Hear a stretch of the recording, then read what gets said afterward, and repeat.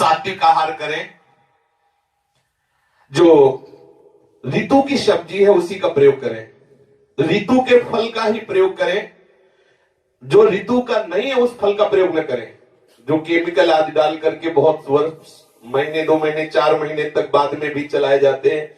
अब जैसे ऋतु नहीं है किसी फल का और वो फल है तो वो हमारे योग्य नहीं। ऋतु का फल भले हो, जैसे आंवला या कोई भी ऐसा आपको खट्टा भी लग रहा तो आपके ब्रह्मचर्य की हानि नहीं होगी, क्योंकि ऋतु का फल है और प्रकृति वैसे ही देती जैसे शरीर की आवश्यकता होती है। तो कोई भी फल या कोई भी सब्जी ऋतु के अनुसार पाए। ऋतु के प्रतिकूल कोई भी सब्जी जो क्या कहते हैं कोल्ड स्टोर में है, हाँ कोल्ड स्टोर, उसमें रखी वाली ना पाए, मतलब ताजी ताजी जो ऐसा कोई भी भोजन ऐसा पाए जो पचने में हल्का हो, जो मधुर हो, प्रिय हो। गेहूं की रोटी, चावल, जौ की रोटी, साठी, मूंग, अरहर, चना, दूध गाय का, थोड़ा घी, चीनी, सेंधा नमक, शकरकंद और शुद्ध ऋतु के फल व सब्जी, ये आहार कभी आपके ब्रह्मचर्य को दूषित नहीं होने देगी, पर्याप्त है। अब अगर बढ़िया ये सात्विक आहार मिले तो शरीर भी स्वस्थ रहेगा, बुद्धि भी स्वस्थ रहेगी। और राजसी आहार जाते ही काम का अंदर स्फुरण होने लगेगा। अत्यंत उष्ण गर्मा गर्म एकदम निकल रहा है, गर्मा नहीं साधक को पाना, जब तक धुआं निकलता हो तब तक नहीं पाना, धुआं थोड़ा निकल जाए, वो एकदम नहीं लोग निकलते हैं एकदम गर्मा, ये साधक के लिए ब्रह्मचर्य के लिए हानिकारक। कड़ुआ, एकदम कड़ुआ बिल्कुल नहीं पाना, एकदम तीखा नहीं पाना, बहुत नमक पड़ा हुआ नहीं पाना, अत्यंत मीठा अधिक मीठा नहीं पाना, रूखा एकदम नहीं पाना, चटपटा नहीं, खट्टा आम की खटाई ये खटाई नहीं, और अधिक तेल युक्त, दोष युक्त, गरिष्ठ पूड़ी कचौड़ी मालपुआ समोसा ये नहीं। जो कचौड़ी पूड़ी मालपुआ, ये लाल मिर्च बिल्कुल नहीं, हींग नहीं, विशेष तेल का प्रयोग नहीं, प्याज लहसुन का तो किसी भी तरह से प्रश्न नहीं, गाजर नहीं, उर्द नहीं, सरसों का अधिक सेवन नहीं, कोई भी मसाला नहीं, मांस मछली कछुआ अंडा शराब चाय कॉफी कोकीन चरस चंडू ये सब नहीं। ये आहार पाते ही आपको चंचल बना देगा, कामी बना देगा, क्रोधी बना देगा, लालची बना देगा, पापी बना देगा। आप पाके देख लीजिए पक्का।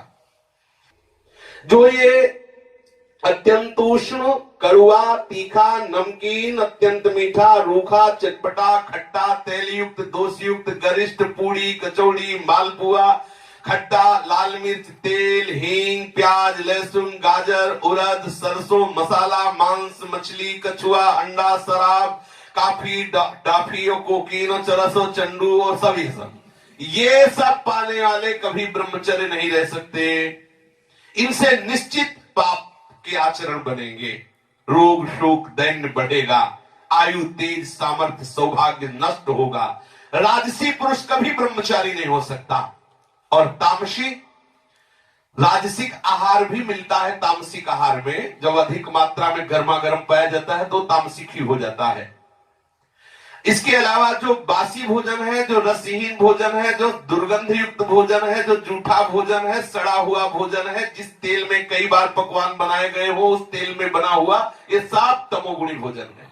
भले एक बार निकल गया 2 बार निकल उसी में निकाल। अब दुकानों में तो यही होता है, उसमें थोड़ी कि एक बार निकाल के वो घी हटा दिया या तेल हटा दिया, वो तो जब तक उसमें जान रहेगी, मक्खी भीग रही तो पड़ी रही 24 घंटा, दूसरे दिन छन्नी से निकाल लिया, उसका भी रस उसी में गया और बन के गरम गरम जलेबी आई, बोले जय राधा वल्लभ लाल के चक पार। बहुत संभल के भाई।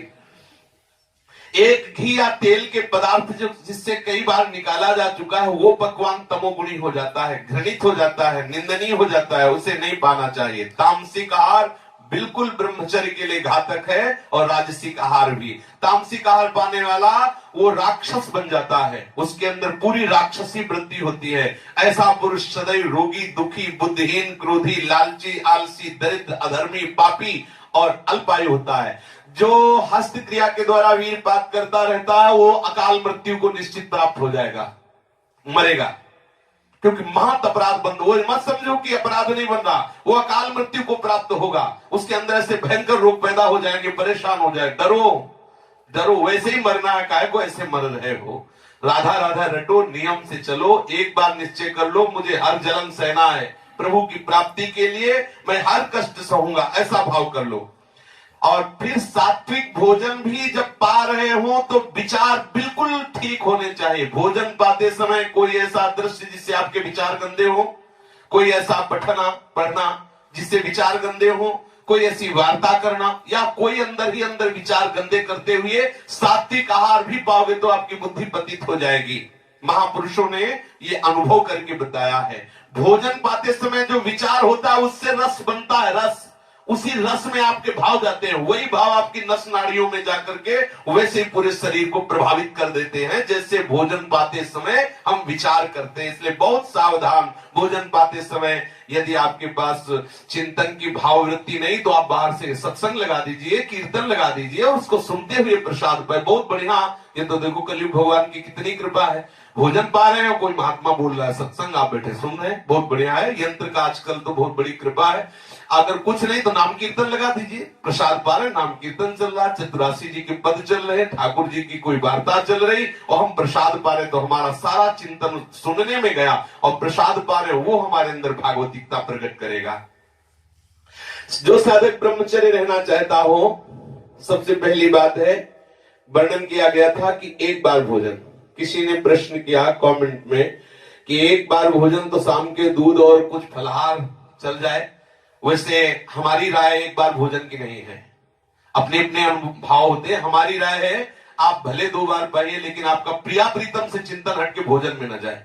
प्रिया प्रीतम आप एक बार पाते हैं, 14 रोटी दबा के पा लिए तो ठीक नहीं है, आप उसे 7-7 कर लीजिए, 6-6 कर लीजिए, 3-3 कर लीजिए, जितना आपसे बन जाए। भोजन का चिंतन नहीं होना चाहिए, भजन में भोजन विक्षेप ना बने, ना तो भूखे रहने में ना छके रहने में, ये साधक को खुद देखना है। और शरीर की बात है, बोले 2 ही रोटी पानी है और वहां 2 रोटी छुन्न से हो गई, पता ही नहीं चला कहां गई। अब हर चिंतन बन रहा कि कब 6 बजे 2 और मिले।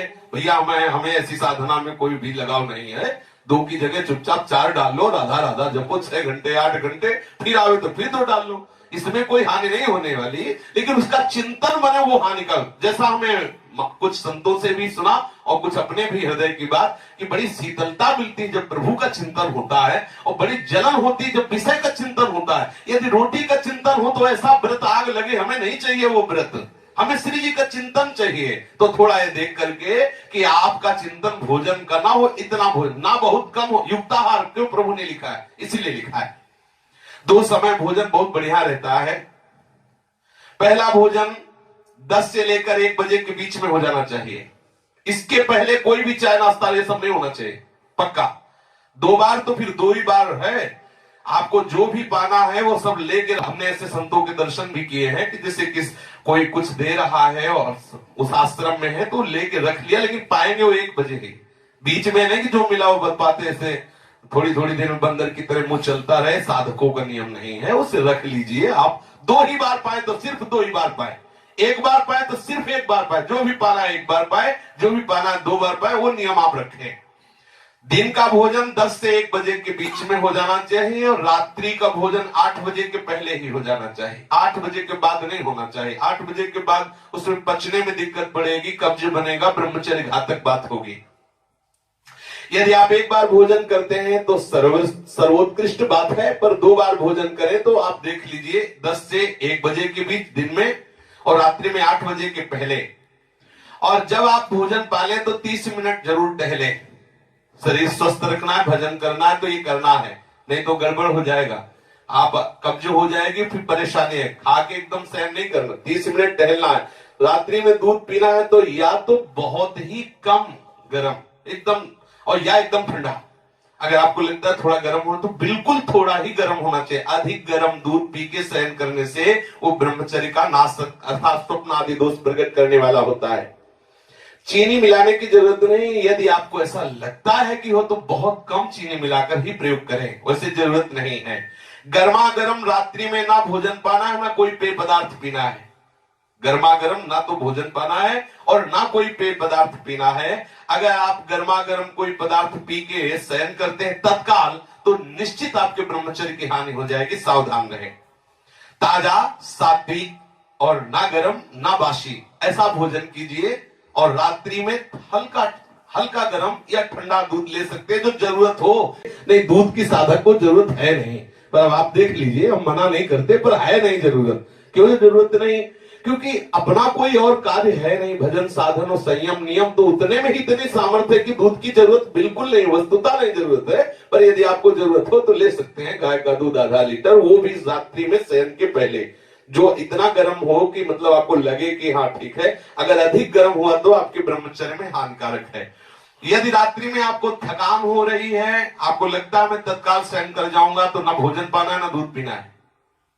अगर रात्रि में आप बहुत थके हैं तो ना भोजन पाना है ना दूध पीना, आप शयन कर जाइए, सुबह भले ले लीजिए। अगर आप थकान के साथ भोजन और गर्म दूध पी ले और तत्काल लेट गए, तो फिर उसमें आपके संयम में बाधा पड़ने की संभावना है। भोजन के समय आप मौन भगवत चिंतन करें या भगवत विचार करें या भगवत चर्चा सुने। किसी भी तरह से आपके भोजन में अधिक नमक, मिर्च, मसाला, ये और मिठाई और किसी भी तरह का कोई नशा या कोई चंचलता पैदा करने वाले पदार्थ बिल्कुल नहीं होने चाहिए। भोजन के समय पानी बिल्कुल नहीं पीना चाहिए, ऐसा अभ्यास कर लेना चाहिए। यदि आपको प्यास लगती है तो भोजन के पहले आधा घंटा 1 घंटा पहले 1 गिलास ले लीजिए और भोजन के 1 घंटा आधा घंटे बाद ले लीजिए। उत्तम बात है 1 घंटा, लेकिन ना से पाओ तो आधा घंटा, लेकिन भोजन के बीच में जल लेने का विधान नहीं है, जो वास्तविक नियम से चलना चाहिए। तभी लीवर खराब हो जाता है। और एक कोरा पाया आधा लीटर पानी, फिर वो तो सब गड़बड़ हो जाता है। ऐसा अपने लोगों ने 20 वर्ष से अभ्यास किया है, पूरा भोजन हो जाएगा, 1 बूंद पानी की जरूरत नहीं है। भोजन के समय पानी नहीं पीना चाहिए। भोजन के 1 घंटा बाद या 1 घंटा पहले पानी ले लेना चाहिए। भोजन के पहले हाथ पैर और मुंह धो करके पूरे पवित्र हो करके फिर भोजन पाने बैठना चाहिए। भोजन नियमित समय पर, नियमित अर्थात 4 रोटी तो 4 ही नहीं। अब ये नहीं होना चाहिए कि आज भूख ज्यादा लगी 6 कर लो, नहीं, नियमित आहार नियमित होना चाहिए। वो भूखे रहो भजन करो, बढ़िया रहेगा। जितना एक नियम बना लो भोजन का उतना।